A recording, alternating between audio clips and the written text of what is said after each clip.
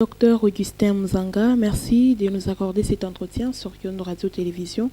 Le ministre de la Santé parle d'une probable sixième vague en République démocratique du Congo. Quelles sont les précautions pour lutter contre cette nouvelle vague? D'abord, nous saluons le message du ministre en rapport avec cette probable sixième vague qui nous rappelle que la Covid n'est pas encore partie. La Covid vit encore. Vous pouvez observer à travers le monde les graphiques que vous pouvez observer. Vous voyez qu'il y a des pays comme la France, les États-Unis, qui en sont à leur huitième, vers même neuvième vague. S'il faut maintenant revenir à ce que nous devons faire pour limiter la propagation de l'épidémie, c'est ce que nous rappelons tous les jours. Principalement l'observance des gestes barrières, le lavage des mains, le port de masque, la distanciation. On a développé des vaccins, pas un, il y a à peu près 8 vaccins qui sont sur le dos de la Covid. Et notre pays en a accepté que l'on puisse aussi vacciner la population. La province du Haut-Katanga actuellement est en train de préparer la troisième phase de vaccination en mode campagne, en appui à ce que nous faisons déjà en routine, la vaccination de routine contre Covid.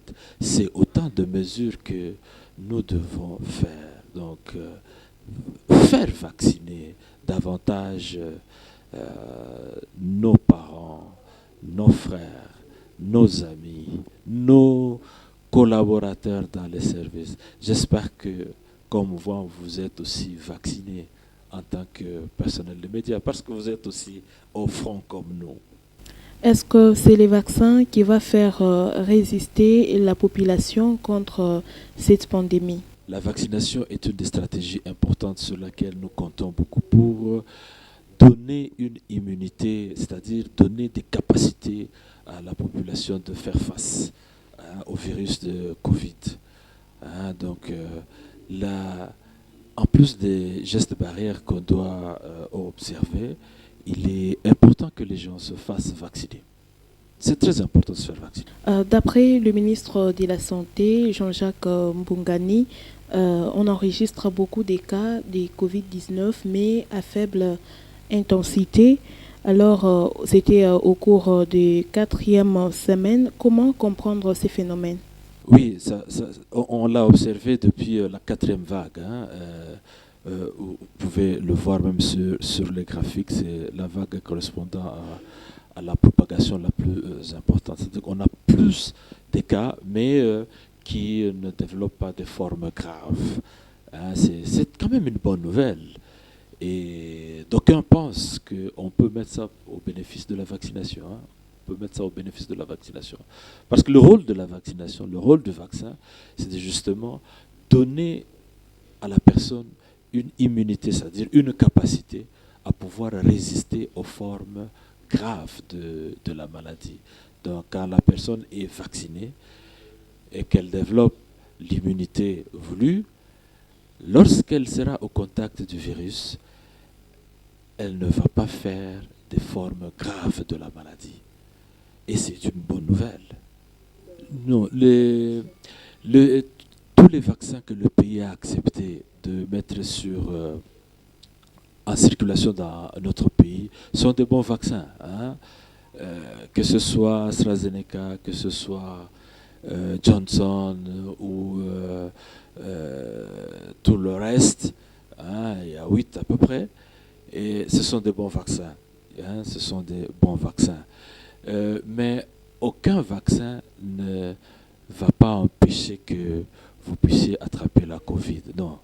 Les vaccins ne vous empêchent pas ne prévient pas la contamination. Le vaccin vous donne plutôt des capacités à résister au moment où vous entrez en contact avec le vaccin, disons plutôt avec le virus, que vous ne fassiez pas une forme grave de la maladie. Les formes graves de la maladie, c'est les formes où on enregistre les gens en soins intensifs, où on est obligé de mettre les gens sous oxygène et tout ça.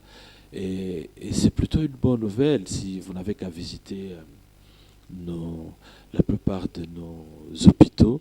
Vous allez voir que les hospitalisations en soins intensifs pour raison de Covid sont rares. Sont rares. Et nous pensons que le vaccin a joué quand même un rôle. La fin, c'est un peu tôt de pouvoir l'annoncer. C'est un peu tôt de pouvoir l'annoncer. Parce que regardez d'abord la cible que nous devons vacciner. Tout le monde depuis 18 ans, en principe à partir de 18 ans et plus, c'est une cible importante. Hein. Mais nous ne sommes pas encore parvenus à vacciner plus de 80% de la population. Ça, c'est un fait. Mais aussi, lorsque vous regardez nos conditions de vie, hein, l'hygiène entre nous, l'observance des gestes barrières, vous allez voir que c'est plutôt timide. Hein, c'est plutôt timide. Et avec ça, nous donnons plus de chances à la maladie de poursuivre son chemin. Le Covid ou le virus de coronavirus 19 n'a pas changé de mode de transmission. Il se transmet toujours par la voie aérienne, par le contact, à travers des objets souillés. Et c'est pour toutes ces raisons que nous nous continuons à insister sur l'observance des gestes barrières. C'est vrai qu'ils doivent être couplés à la vaccination. Docteur Augustin Mzanga, la radio-télévision Kyondo vous dit merci d'avoir répondu à nos questions. Merci.